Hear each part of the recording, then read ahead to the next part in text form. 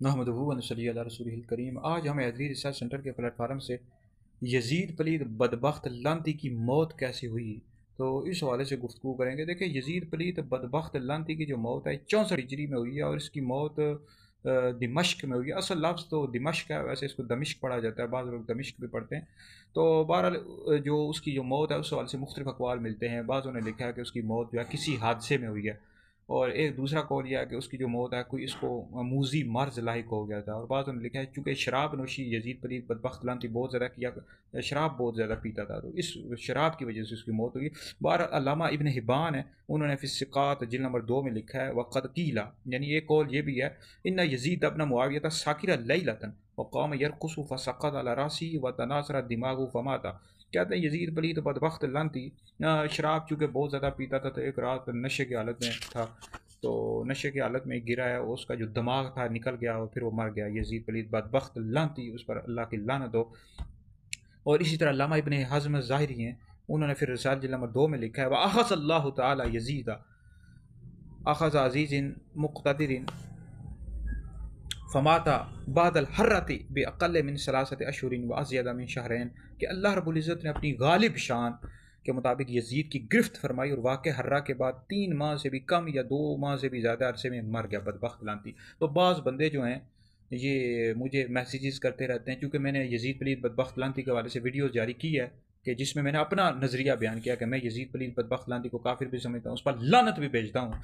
तो बाज़ कहते हैं, बाज़ हज़रात कहते हैं मुफ्ती साहब जी हाथ थोला रखा करो, पंजाबी में कहते हैं ना, हाथ थोला रखा करो, ज़्यादा से ज़्यादा आप इसको फास्के मोलिन कहा करें। ये कबीरा गुनाहों का मुर्तकिब था जिस पर सारे अहले सुन्नत का इत्तफ़ाक़ है। इसके कुफ़र और लानत के हवाले से जब इख्तिलाफ़ है तो आप क्यों उसको काफिर कहते हैं, उस पर लानत भेजते हैं।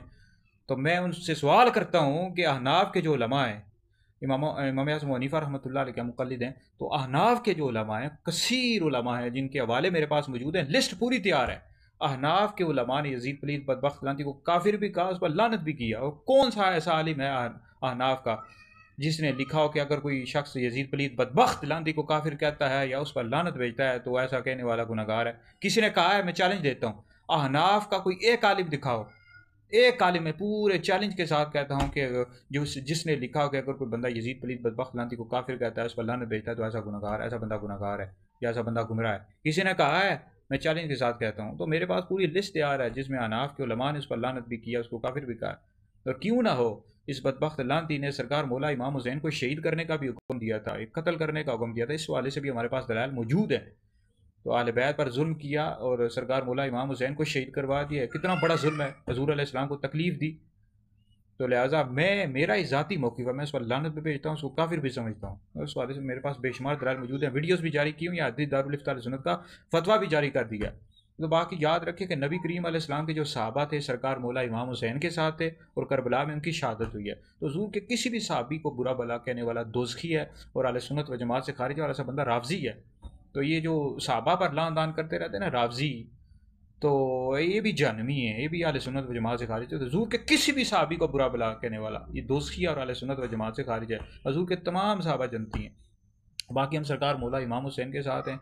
यजीद पलीद बदबख्त लानती और इसका जिसने भी साथ दिया, चाहे उबैदुल्लाह इब्न ज़ियाद हो और शिमर हो, और इस तरह जो कूफा के शिया थे, कूफा के शिया, इन्होंने भी इमाम हुसैन को धोखा दिया और यजीद पलीद बदबख्त लानती की फ़ौज में शामिल हो। उन सब पर लानत हो जिन्होंने इमाम हुसैन को शहीद किया और इमाम हुसैन के साथ धोखा किया, उन सब पर अल्लाह की लानत हो। तो हम सरकार मौला इमाम हुसैन के साथ हैं। तो हम हज़ूर की अहले बैत से भी मोहब्बत करते हैं और सहाबा से भी मोहब्बत करते हैं। अहले सुन्नत का बेड़ा पार असहाब हज़ूर नज्म हैं और नामतरत रसूलुल्लाह की।